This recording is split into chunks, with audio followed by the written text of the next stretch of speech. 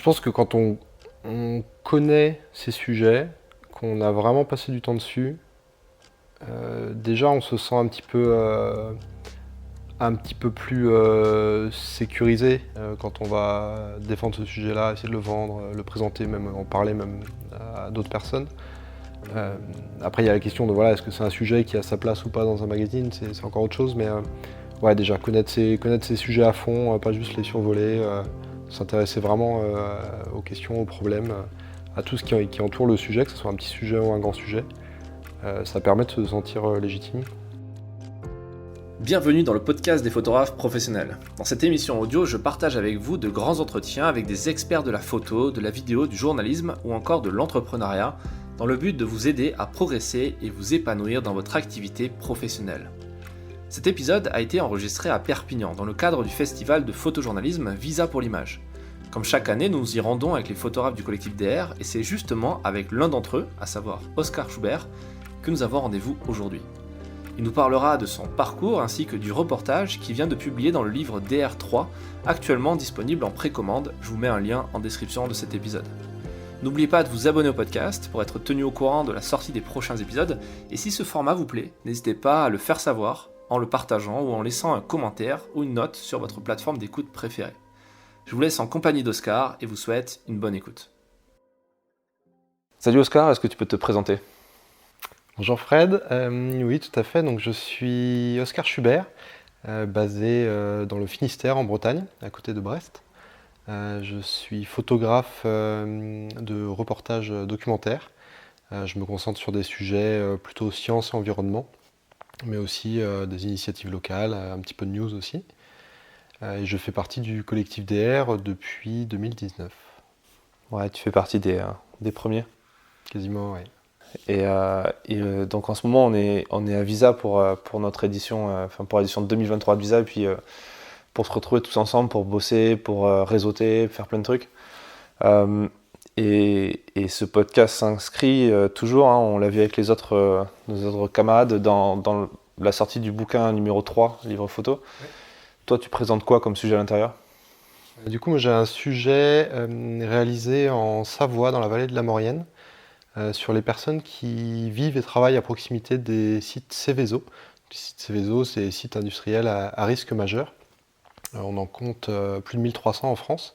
Et de fait, il y a plus de 1 million de personnes qui sont concernées en fait, directement par la proximité de ces sites. Et donc quand on parle de risque industriel, on parle de risque de contamination chimique, de risque d'explosion. On a tous en tête l'accident d'AZF à Toulouse, plus récemment Lubrizol à Rouen.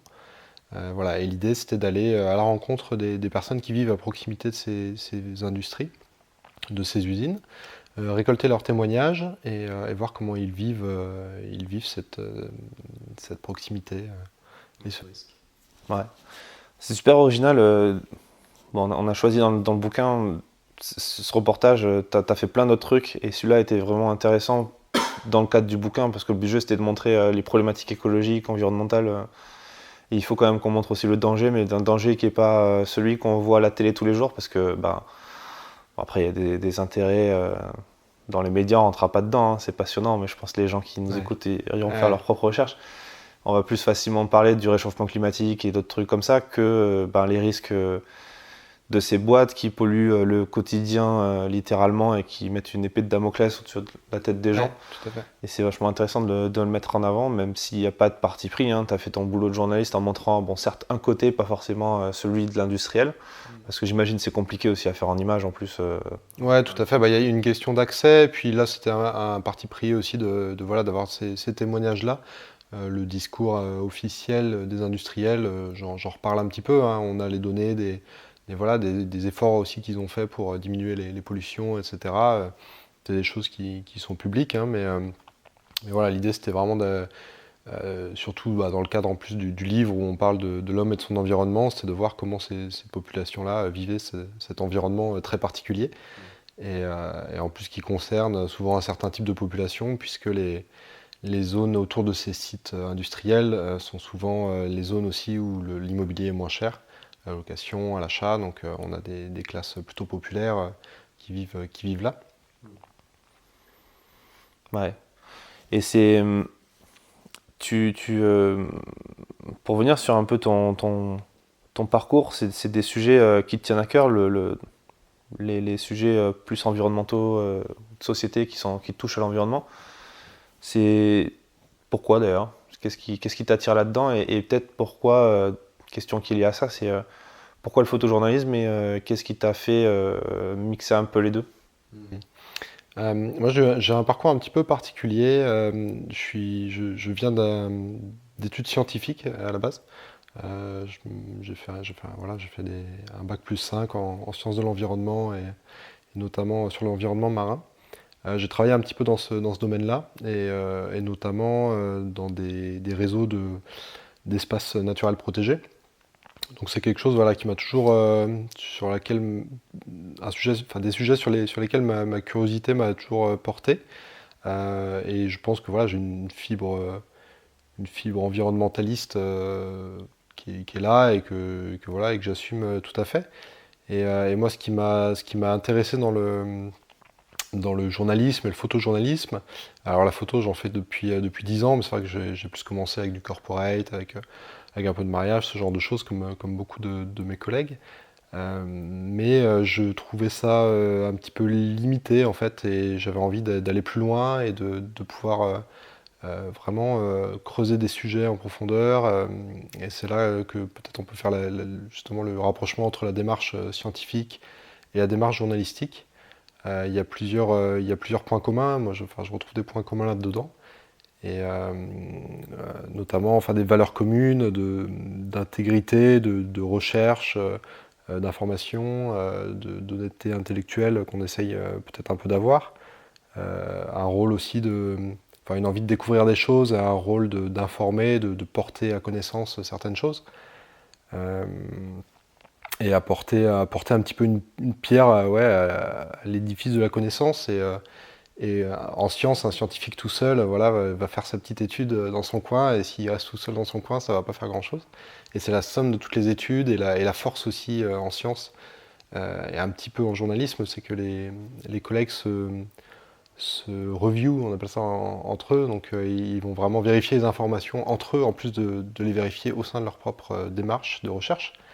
Et ça, c'est aussi une méthodologie qu'on retrouve à la fois en science, en journalisme. En tout cas, moi, je fonctionne beaucoup comme ça. Je pars avec une hypothèse. J'essaie d'avoir le moins d'a priori possible et d'idées préconçues quand je pars sur un reportage, mais on en a toujours forcément un petit peu avec notre bagage personnel, historique, etc. Mais je pars avec cette hypothèse-là, j'essaie de la confronter à la réalité du terrain, avec des témoignages, des choses comme ça. Voir si elle se vérifie ou non, et des fois c'est encore plus intéressant quand elle ne se vérifie pas, parce que c'est là qu'on a des surprises en termes d'information, ça peut être très intéressant. Et ensuite rendre du coup cette nouvelle connaissance disponible au public. Et éventuellement, voilà, il y a un reviewing aussi qui s'opère dans les comités de rédaction, ou même nous, au sein du collectif, on s'échange un petit peu des informations et des conseils sur les sujets, et on se check un petit peu les informations, voir s'il n'y a pas d'erreur, etc. Ouais. Ouais, c'est vrai, c'est vachement intéressant. Le parallèle, je l'avais jamais fait avant, mais c'est vrai que et pas forcément dans le rendu final au final, parce que d'ailleurs il y a toujours un petit, le Covid et tout, on remis au centre du débat aussi les vérités scientifiques, tu sais, dans les médias. Et tu as beaucoup de médias qui ont une ligne éditoriale très particulière et qui utilisaient les recherches. Tu sais, c'est un peu aussi les fake news qui font ça, qui vont te sortir une étude scientifique pour prouver quelque chose et faire marcher le biais de confirmation des lecteurs. Mais en même temps, si on prend l'espace médiatique, pas l'espace médiatique, mais justement les gens qui fabriquent l'information, à savoir le journaliste de terrain, qui va aller enquêter, qui va aller faire des recherches et comprendre quelque chose, et qui va sur le terrain, et qui part avec une idée, à l'instar en fait, d'un scientifique qui part avec une hypothèse, et qui va la tester par une expérience, en fait, le journaliste qui va, avec ses idées préconçues, poser des questions à des gens et avoir une réponse qui est complètement aux antipodes de ce qu'il avait imaginé lui, va apprendre énormément et va pouvoir l'expliquer. Tu es dans une recherche de vérité, et le mot est important parce que je pense qu'au final, effectivement, que ce soit dans la science ou dans le journalisme, le mot vérité, il est ultra fluctuant. Ouais, tout à fait. Et puis on est, comme tu dis, dans une vraie crise de confiance envers les scientifiques et envers les journalistes dans la société d'aujourd'hui. Et c'est vrai que moi je m'efforce d'expliquer des fois à des gens avec qui j'en discute et qui émettent des doutes sur la sincérité de certains sujets dans les magazines ou la sincérité de certaines des études scientifiques. J'essaye de leur expliquer en fait comment ça se passe derrière concrètement, comment on fonctionne. Il ne faut pas oublier que voilà, c'est aussi des humains qui sont derrière ça, pour l'instant encore, c'est pas encore partout l'intelligence artificielle. Et que oui, bien sûr, il y a des biais, et on rencontre les mêmes problématiques et les mêmes biais justement en sciences et en journalisme. La manipulation de données, ça peut exister, les conflits d'intérêts, ça peut exister, et l'idée c'est d'essayer de faire en sorte que ça existe le moins possible et de réussir à les identifier, surtout en fait quand ça arrive. Et moi j'y suis très sensible, justement je pense avec ce bagage un peu scientifique. Voilà, je sais là où il faut faire très attention sur comment on va présenter ne serait-ce que ça soit un graphique en science ou une information. La façon dont on va la présenter, même si le fait derrière est vrai, la façon dont on va la présenter peut la rendre faussée en fait, ou la rendre en tout cas faussée dans la compréhension des gens. Ouais.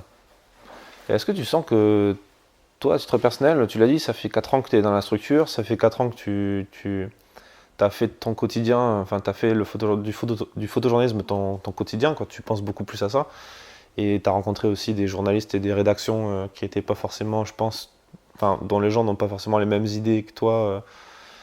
Est-ce que tu as évolué dans un sens? Est-ce que tu sens que ta pensée a évolué, ta vision du monde a évolué par rapport à ça? Je pense que mes idées, mes valeurs sont restées assez fidèles à ce qu'elles étaient il y a quelques années. En revanche, oui, je pense que maintenant je comprends mieux en fait à force d'échanger sur des différents sujets avec des personnes qui ont des idées radicalement opposées aux miennes. Je comprends mieux en fait pourquoi ils ont ces idées-là, et ça me permet d'avoir cette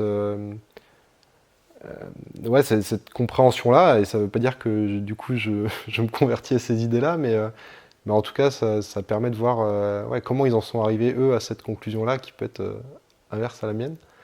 Ouais.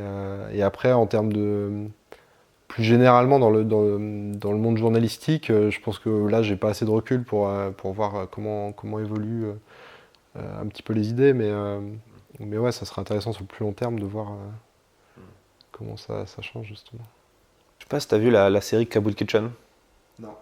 C'est une série qui passait sur Canal+ il y a un long moment, les gens qui nous écoutent connaissent peut-être. Et le pitch en gros, c'est un mec qui tient un bar à Kaboul, un bar d'expat. Donc en gros, c'est le seul bar de Kaboul où il y a une piscine, qui est clôturée de tous les côtés parce que tu as des nanas en bikini toute la journée dedans. Et si tu veux, c'est en pleine guerre d'Afghanistan, tu vois. Et donc c'est des gens qui bossent aux Nations Unies qui vont pour se mettre une grosse murge parce que c'est le seul qui vend de l'alcool. Et en fait, le mec qui tient le bar, avant d'être taulier du truc et d'être trempé dans plein d'histoires louches et tout, enfin avoir un sens très cynique de la vie, c'était un journaliste qui est devenu humanitaire et qui ensuite est devenu patron de bar et qui fait des trucs profiteur de guerre presque, tu vois. Ouais. Et du coup, c'est le cheminement du mec qui au début était journaliste de guerre et allait sur les terrains. Mais en fait, à force de voir ça, il s'est dit en fait, je veux faire encore plus que raconter l'histoire, je veux être humanitaire, aider les gens. Ouais. Et après, il se rend compte qu'en fait, c'est foutu d'avance et qu'il faut être cynique et il profite du truc, tu vois. Et c'est intéressant comme chemin d'évolution aussi, un peu négatif pour le coup, mais oui, mais tout à fait. Et c'est vrai que le fait de partir sur le terrain, tu te rends compte du fait que rien n'est blanc, rien n'est noir, qu'il y a toujours des gens qui ont des intérêts. Enfin, tu l'as dit, tu construis ta pensée en fonction de ce qu'on t'a nourri toute ta vie en fait. Donc, et puis le système médiatique qui n'est pas le même en France qu'aux États-Unis qu'ailleurs. Ouais, c'est intéressant. Hein. Ouais, et puis après de venir, là on est à Visa là, et de venir à un festival comme ça, voir des expositions. Moi je découvre, pourtant je me tiens quand même assez informé de l'actualité de par ce métier, mais voilà, je découvre des fois des faits qui se sont passés dans l'année et qui étaient passés sous mon radar en fait, dont j'avais pas eu connaissance. En France un petit peu, mais surtout à l'étranger. Et ouais, c'est là où on se rend compte que on n'a pas toutes les informations. Dans un monde très informé, il y a plein d'informations qui voilà, qui par choix des rédactions notamment passent un petit peu sous les radars, et puis parce qu'on n'a pas le temps ou pas forcément l'envie non plus de toujours tout suivre. Et c'est pour ça que c'est intéressant de se rendre aussi dans des festivals comme ça et choper ces informations à ce moment-là, qui sont en plus très bien documentées. C'est clair. Puis Visa, c'est un peu comme un cours de journalisme aussi accéléré, dans le sens où tu comprends concrètement les mécanismes d'une rédaction, des choix éditoriaux. Tu vois, tu parles de choses qu'on n'a pas vues. Tu vois, au moment où on enregistre cet épisode, la France vient de gagner son premier match à Coupe du Monde de rugby contre les Blacks. Le lendemain, tu as 800 morts dans un séisme au Maroc. Ouais. Ben, en fait, ça se superpose pas complètement, mais tu mets ça le même jour, c'est évident qu'il y a un événement qui restera dans la tête des gens et pas un autre. Et là, c'est tout simplement un truc qu'on appelle la loi du mort au kilomètre. Tu vois, quand tu es en école de presse, en école de journalisme, on t'explique que ce qui va se passer au coin de ta rue et qui va toucher ton pays marchera mieux que l'attentat suicide à Kaboul, quoi. Et ici, Visa, c'est un peu l'exact inverse. C'est-à-dire, on essaie d'inverser la loi du mort au kilomètre et on va te montrer justement les ravages de la guerre en Somalie et on va pas te montrer la politique locale française, quoi. C'est intéressant de... Et moi, il y avait je le fais plus, mais il faudrait que je m'y remette. Il y avait une époque où je lisais beaucoup Courrier International. Et en fait, ce que je trouvais très intéressant, c'était de voir la perception que d'autres pays avaient de la France, en fait. Et on se rend compte que des fois, c'est totalement différent du traitement médiatique de certains sujets qu'il y a en France. Et ouais, il y avait une époque, je lisais quasiment plus que ça, parce que ça me permettait justement d'avoir d'autres points de vue aussi, quoi. Et je trouvais ça beaucoup plus enrichissant. Ah, c'est clair. C'est clair. L'abonnement Courrier International, c'est le meilleur cadeau que tu puisses faire à un ado ou à quelqu'un qui est un étudiant qui veut comprendre ce qui se passe dans le monde. Donc, tu fais partie de DR. Parlons un peu de DR. Un peu d'autopromo, c'est bien de temps en temps aussi pour expliquer. Qu'est-ce que toi, tu es venu chercher et qu'est-ce que tu retiens de cette histoire et qui est encore en train de s'écrire et qu'est-ce que tu en attends? Je crois que si je me souviens bien, j'ai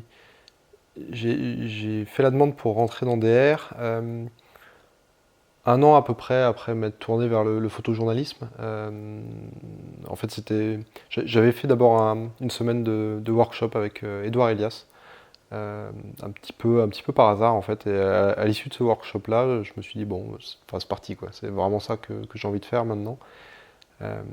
Et du coup, j'avais commencé à produire des sujets de mon côté, vraiment en autodidacte, avec quelques conseils que j'avais réussi à attraper à droite à gauche. Je m'étais entouré d'un mentor qui est devenu un ami, qui est dans une autre agence aussi.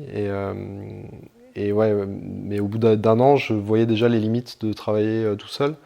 Et comme beaucoup de collègues, je pense, qui sont dans DR, pour beaucoup, on est venu voilà, chercher un esprit d'équipe et le fait de se sentir moins seul.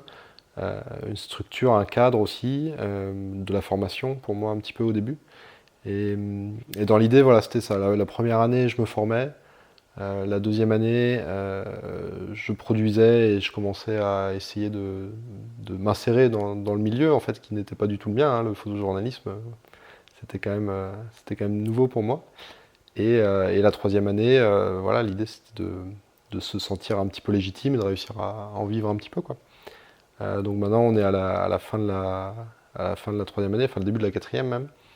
Et voilà, toujours là. Je me sens à ma place et ouais, DR m'a apporté beaucoup de ce que j'étais venu chercher et puis plus encore. Euh, je pense que dans un collectif, que ce soit DR ou d'autres, c'est quelque chose qui, enfin voilà, ça permet de continuer dans les moments où on a un petit peu envie de baisser les bras, parce qu'il y en a quand même pas mal hein, dans ce métier. Que ce soit des difficultés financières, hein, la photographie de presse reste un métier précaire, surtout quand on n'est pas salarié d'un journal.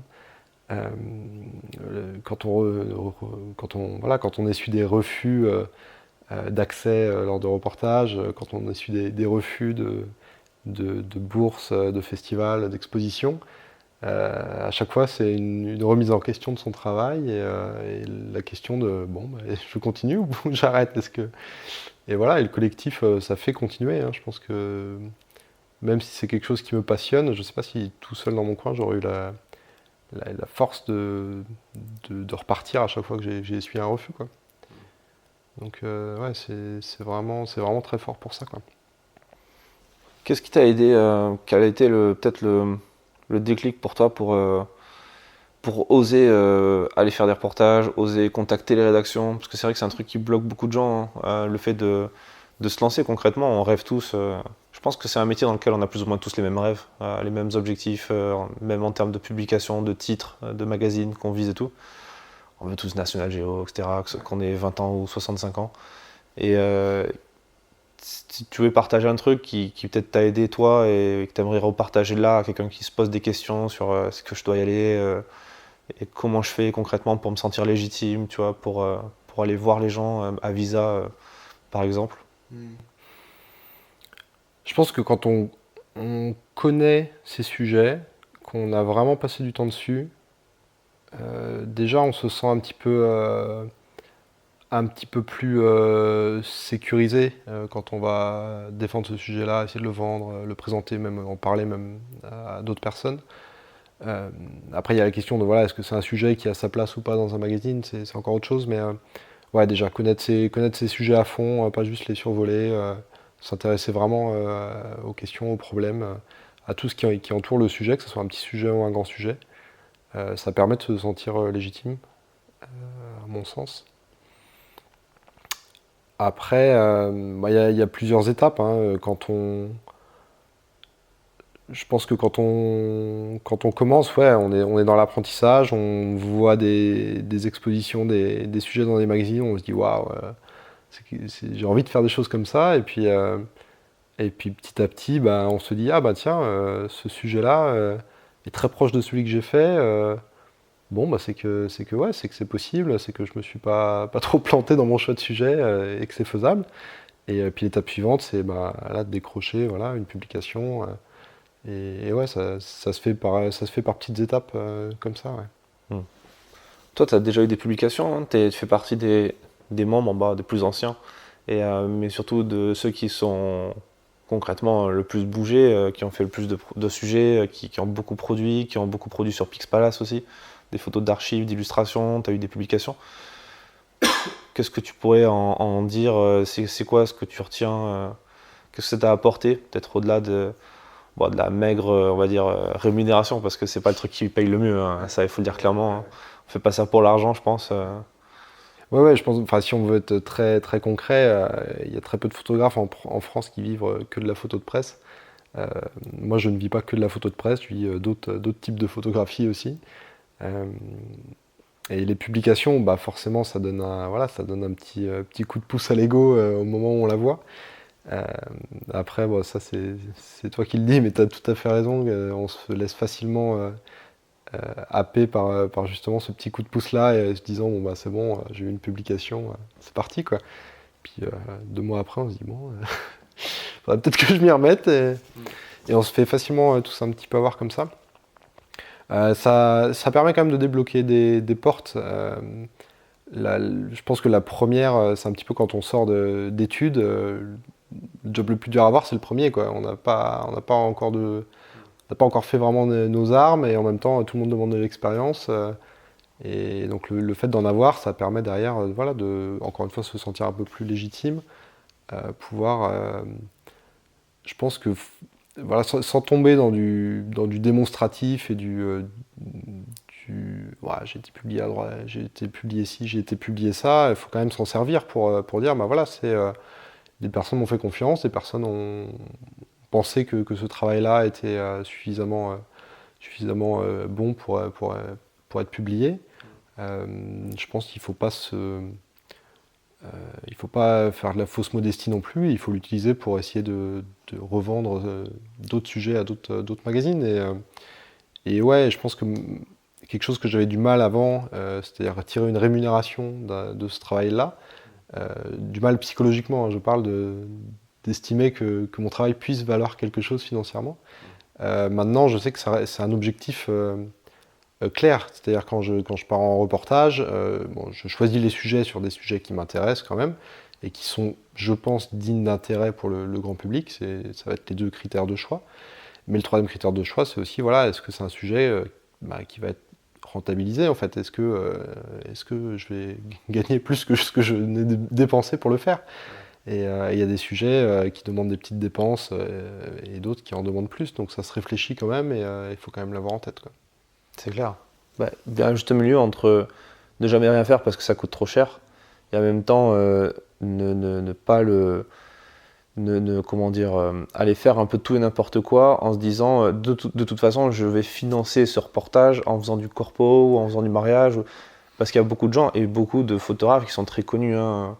Je pense à des photographes qui sont passés sur ce podcast, tu vois, de la trempe, de Bouvet, Chauvel, etc., qui disent que leur métier, ça a toujours consisté, même dans les agences Gamma, Sigma, aux belles heures de l'époque, de dire on fait une partie du boulot pour financer un autre type de travail, notamment la photographie documentaire ou de guerre. Concrètement, moi j'ai l'impression que finalement, et ça serait bien d'avoir ton avis sur ça, mais je pense que tu viens de donner un petit élément, c'est que le fait d'avoir cette petite gratification, mine de rien, de vendre quelque chose que tu as fait avec passion et que tu n'imaginais pas forcément, dont le but premier n'était pas de dégager de l'argent, tu vois, permet de durer sur le long terme au final. Parce que si tu fais que des trucs à perte, même si tu prends du plaisir, même si tu vois que c'est impactant pour les gens et tout, in fine tu baisseras les bras parce qu'on est humain, quoi. Et si on n'a pas la gratification de quelque chose, c'est complexe. Ouais, c'est sûr. C'est sûr. Et puis à un moment, faut aussi payer les factures à la fin du mois. C'est clair. Et il faut être pragmatique là-dessus, quoi. Même si on n'a pas forcément envie de penser à ça en premier lieu quand on fait des reportages. Mais ouais, faut l'avoir en tête aussi. Ouais, faut payer l'URSSAF, quoi, hein, à un moment donné. Hein. Tu payes l'URSSAF, toi? Ah putain. Ah, j'étais de bonne humeur là. Pour terminer, est-ce que tu peux nous parler du dernier sujet que tu as fait qui est super impressionnant et que tu as présenté à la douzaine, et je crois que j'ai perdu le compte, tu as mon avis d'icono cette semaine, ouais, quinzaine, je crois. Qui sont venus nous voir et qu'on embrasse et qu'on remercie tellement d'être venus nous voir parce que c'est vraiment chouette. Au-delà de pouvoir donner leur chance à des jeunes photographes en pouvant leur acheter potentiellement des sujets, ils ont été surtout ultra généreux en conseils. Ils sont restés plusieurs heures avec nous à chaque fois pour discuter, donner des conseils et tout. Je pense que tout le monde a appris des trucs.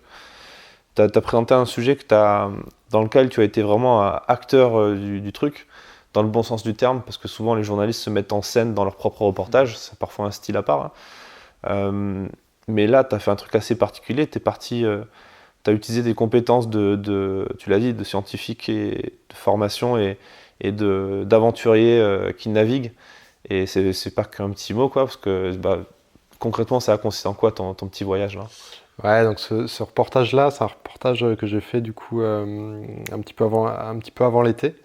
Et donc j'ai suivi pendant un mois une équipe de scientifiques internationaux qui sont partis au cercle polaire arctique, là où l'océan Arctique rencontre l'Atlantique Nord, en mer de Norvège.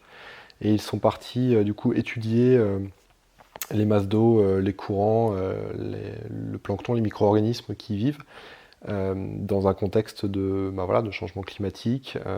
Ils avaient besoin d'avoir des données sur cette zone-là et sur certaines interactions dans ces écosystèmes-là et voir comment ça évolue pour ensuite pouvoir alimenter justement des modèles de prévision du climat, etc. par exemple. Et la particularité, en dehors des objectifs scientifiques, c'est qu'ils avaient aussi un objectif de réduction de l'impact carbone. Et donc, plutôt que d'utiliser un navire océanographique classique, ils sont partis sur un voilier, et pas n'importe lequel, un vieux gréement, un 2-mâts en bois de plus d'un siècle, de 20 mètres de long. Et donc, je les ai suivis. On a passé, en tout et pour tout, 3 semaines en mer, un petit peu sur la côte, mais aussi au large, au bord du plateau continental, à envoyer des instruments scientifiques à 1000 mètres de fond. Et je dis on, puisque forcément, en fait, dans ce genre d'expédition en équipage réduit, tout le monde est amené à participer un petit peu à tout. Les scientifiques ont participé aux manœuvres de bord du voilier, ont fait leur quart de bar, les manœuvres de voile, etc. Et forcément, donc moi j'y étais d'abord pour le reportage, photo et vidéo, puisque c'est aussi nouveau. Moi voilà, je me mets à la vidéo. L'idée là, c'est de produire un documentaire à 26 minutes sur ce sujet-là. Mais voilà, j'étais aussi là pour les aider dans la navigation, pour les aider quand vraiment il y avait besoin sur certaines manips scientifiques. Et l'idée, c'est de pouvoir vulgariser. En fait, c'est vraiment un des grands enjeux maintenant en science, c'est de vulgariser le travail qui est réalisé. Parce que c'est important que ce qu'ils étudient ne reste pas dans la sphère scientifique, mais soit aussi accessible au grand public. Et je pense que voilà, quel meilleur moyen que la photo et la vidéo pour vulgariser ce genre de sujets-là, qui sont en plus très visuels. Et ouais, où il y a un petit côté aventure, un petit côté aventure maritime, viking, presque, pirate. Donc ouais, c'est des sujets qui... Moi, ça me tient à cœur parce que c'est des sujets où j'arrive justement à relier science et photojournalisme.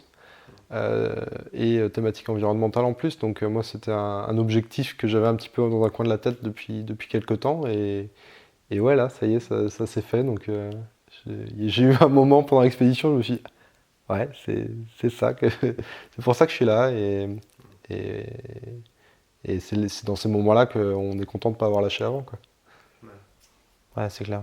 C'est clair. Bah, le secret, enfin, la conséquence, c'est de durer. Enfin, ce qu'on voit, hein, les meilleurs, bah, ils sont toujours là, ils continuent de produire et puis ils s'éclatent. Et ça commence par des petits projets, ça finit par des trucs beaucoup plus ambitieux. Et là, quand tu regardes le chemin parcouru, tu es fier de toi et tu trouves du sens à ce que tu fais. Et c'est chouette. Ouais.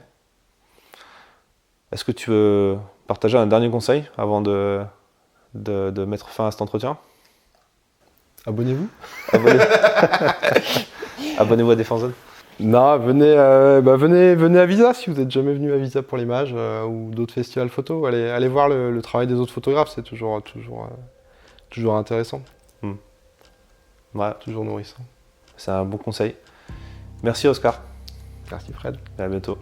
Merci d'avoir écouté cet épisode jusqu'au bout. S'il vous a plu, n'hésitez pas à le partager autour de vous et à vous abonner pour ne pas rater les prochains grands entretiens. Si vous êtes photographe professionnel et que vous souhaitez accéder à des ressources plus poussées pour vous aider à booster votre activité, j'ai préparé pour vous une boîte à outils numérique que vous pouvez télécharger en description de cet épisode. Je vous laisse découvrir tout ça tant qu'elle est encore disponible gratuitement et je vous donne rendez-vous dans un prochain épisode du podcast.